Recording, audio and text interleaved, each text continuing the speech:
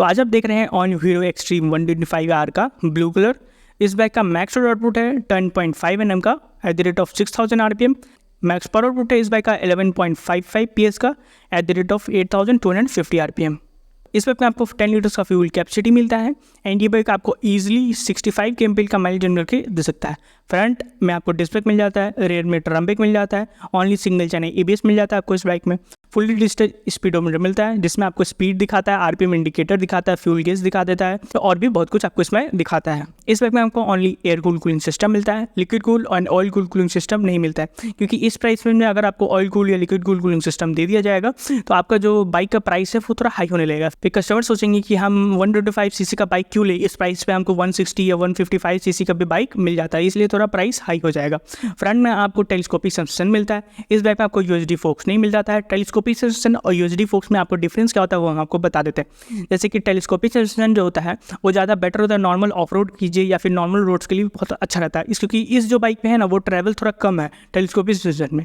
But अगर USD इसमें दे दिया जाएगा तो USD में क्या होता है, जैसे कि उसमें अगर ट्रैवल नॉर्मल जो USD मिला हुआ है, जैसे जो हीरो का ही जो हीरो एंड हार्ले का जो आया है वो हार्ले डेविडसन X40, उसका देखिए ट्रैवल सजेशन थोड़ा कम है, जिसके कारण से वो नॉर्मल जो आप हाईवे सब पे क्रूज़ कीजिए या फिर नॉर्मल रोड्स पे भी क्रूज़ कीजिए ज़्यादा कुछ दिक्कत नहीं होगा। बट अगर उस बाइक को आप ऑफ रोड के लिए सब के लिए सोचेंगे ले जाना तो वो थोड़ा दिक्कत होगा, क्योंकि उसका ट्रैवल कम है, जिस कारण से अगर आप ज़्यादा अगर ऑफ रोड कीजिएगा तो टकरा सकते हैं, जिसके कारण से आपको जो USD है वो लीक कर सकता है। बट टेलीस्कोपिक सेक्शन में ऐसा नहीं होता है, क्योंकि ऊपर भी है तो उसमें ज़्यादा डस्ट पार्टिकल नहीं जाता है, ज़्यादा कम चांसेस होता है लीक होने का।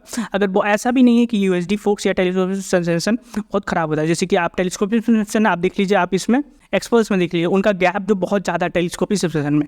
बट ऐसा नहीं है कि USD भी खराब होता है। USD में आपको देखना है तो जैसे डोमिनार देख लीजिए, रॉयल इनफील्ड का हिमालयन देख लीजिए, उन लोग का जो ट्रैवल सस्पेंशन है USD में, दोनों में आपको USD मिलता है, लेकिन ट्रैवल सस्पेंशन बहुत ज़्यादा है, जिसके कारण से वो टकराएंगे नहीं, जो नीचे आते हैं USD उसमें टकराने का नहीं होगा, और जिसके कारण से वो उसका जो USD है वो लीक नहीं करेगा। इस बाइक पे आपको self start and kick start दोनों मिलता है, जो बहुत अच्छा बात है। ओनली 5 स्पीड गियर बॉक्स मिल जाता है आपको इस बाइक में, जो एक तरह से ओके, क्योंकि 125cc में 5 स्पीड गियर बॉक्स इनफ है, क्योंकि 6 स्पीड गियर बॉक्स में इंजन को थोड़ा स्ट्रेस आने लगेगा, फिर 6 स्पीड गियर बॉक्स यूजलेस हो जाता है, क्योंकि 5th गियर तक ही आपको पावर मिल जाता है। बहुत सारे बाइक आप देखिए जिसमें 6th गियर आपको मिल जाता है, बट वो यूजलेस हो जाता है 6th गियर, 5th गियर तक इसमें पावर फील हो जाता है, उसके बाद से तो लगता है कि बाइक भाग ही नहीं रहा है, वैसा ये फील हो जाएगा अगर आप इस बाइक में भी आपको 6 स्पीड गियर बॉक्स दे दिया जाएगा। तो 5 स्पीड गियर बॉक्स इनफ है इस बाइक में।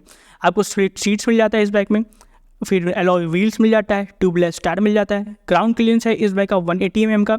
आपको ये बाइक ग्राउंड क्लियरेंस भी इस बाइक का अच्छा है, और जो आप जैसे 125cc के जो कंपैरिजन में जो लुक है ना वो भी थोड़ा ज़्यादा अच्छा लगता है। ये जैसे आप बाइक अगर फ्रंट में देखिएगा ना कभी तो आपको लगेगा कि आप थोड़ा हैवी बाइक देख रहे हैं, 150cc या 200cc का बाइक देख रहे हैं, क्योंकि ग्राफिक्स भी इस बाइक में अच्छा है। फिर उसके बाद जो फ्रंट में पैनल भी लगा हुआ है बहुत बड़ा है, आपको देखने में भी थोड़ा हैवी फील आएगा, चलाने में भी आपको लगेगा कि हाँ थोड़ा अच्छा बाइक आप चला रहे हैं। आपको इस बाइक में फुल्ली LED सेटअप मिल जाता है, फ्रंट में आपको LED इंडिकेटर्स मिल जाता है, LED हेडलाइट्स मिल जाता है, टेल लाइट्स है वो भी आपको LED में मिल जाता है, लो फ्यूल इंडिकेटर मिल जाता है।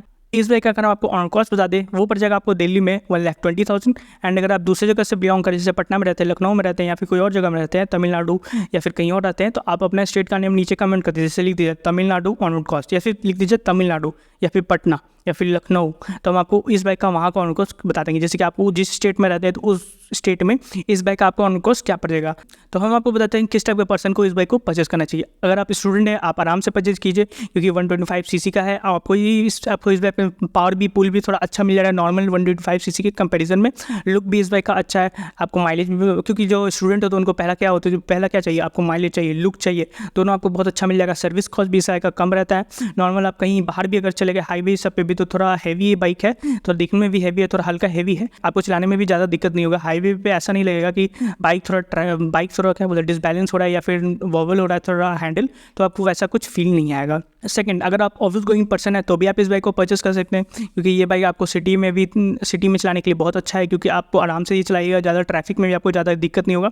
ये हद से ज़्यादा बहुत ज़्यादा हैवी नहीं है कि आपको बहुत ज़्यादा दिक्कत हो, आराम से आप चलाइए, कोई ज़्यादा दिक्कत नहीं होगा आपको।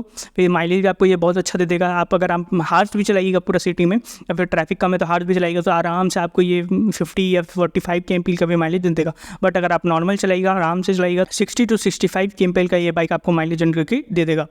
आराम से चलाइए, कोई ज़्यादा दिक्कत नहीं है, माइलेज बहुत अच्छा आपको ये देगा। आपको LED इंडिकेटर्स भी दिया हुआ है तो देखने में भी अच्छा लगेगा। LED हेडलाइट्स है तो देखने में भी थोड़ा अच्छा लगेगा, प्रीमियम फील आएगा। बल्कि लुक है तो आपको बहुत अच्छा लगेगा देखने में भी।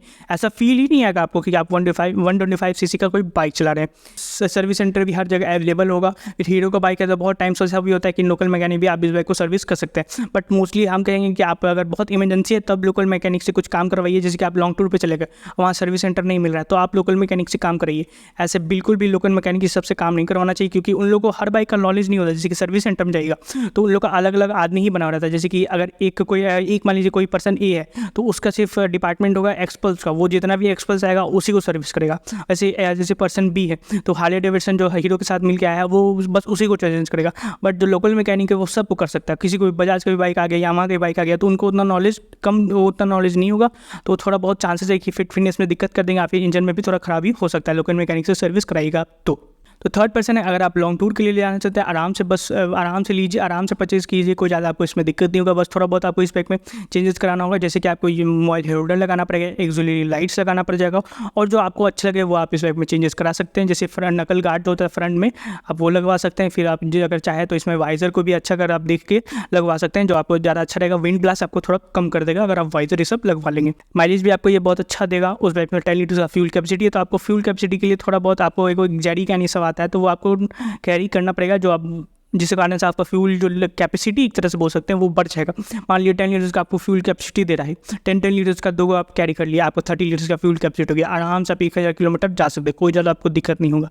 सर्विस सेंटर भी हर जगह अवेलेबल होगा, आराम से जाके सर्विस कराइए, कोई ज़्यादा दिक्कत नहीं होगा आपको। आप आराम से इस बाइक को हाईवे पे क्रूज़ कर सकते हैं 80 to 90 तक में आराम से इस बाइक को क्रूज़ कर सकते हैं। कोई ज़्यादा इंजन पे स्ट्रेस नहीं आएगा, आराम से चलाइए, कोई ज़्यादा दिक्कत नहीं होगा। उस वजह से हाईवे पे भी थोड़ा हल्का हैवी बाइक है तो ऐसा नहीं होगा डिसबैलेंस हो रहा है या फिर कंट्रोल खो रहा है, बाइक इधर उधर ज़्यादा डिसबैलेंस होकर जा रहा है, लेफ्ट राइट हो रहा है, कोई ऐसा कुछ फील नहीं होगा आपको। ऐसा भी नहीं कि हैंडल वॉबल कर रहा है, आराम से आप चलाइए, कोई ज़्यादा आपको दिक्कत नहीं होगा। सस्पेंशन भी बहुत अच्छा है इस बाइक में, अगर आप ऑफ रोड भी थोड़ा बहुत कीजिएगा तो कोई ज़्यादा उसमें दिक्कत नहीं होगा।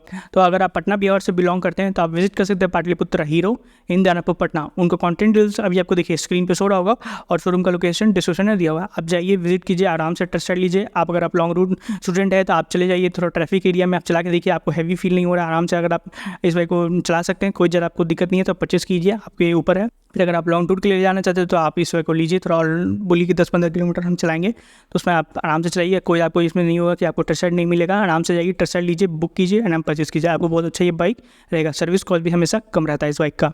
And at the end thank you. And हम आपको इस बाइक का ऑन कॉस्ट बता चुके हैं जो आपको पड़ जाएगा 1,20,000 दिल्ली का। एंड अगर आप दूसरी जगह पे बिलोंग करते हैं, आप तमिलनाडु में रहते हैं, पटना में रहते हैं, लखनऊ में रहते हैं, तो अपने स्टेट का नेम नीचे कमेंट कर दीजिएगा, हम आपको इस बाइक का ऑन कॉस्ट बता देंगे। And thanks for watching.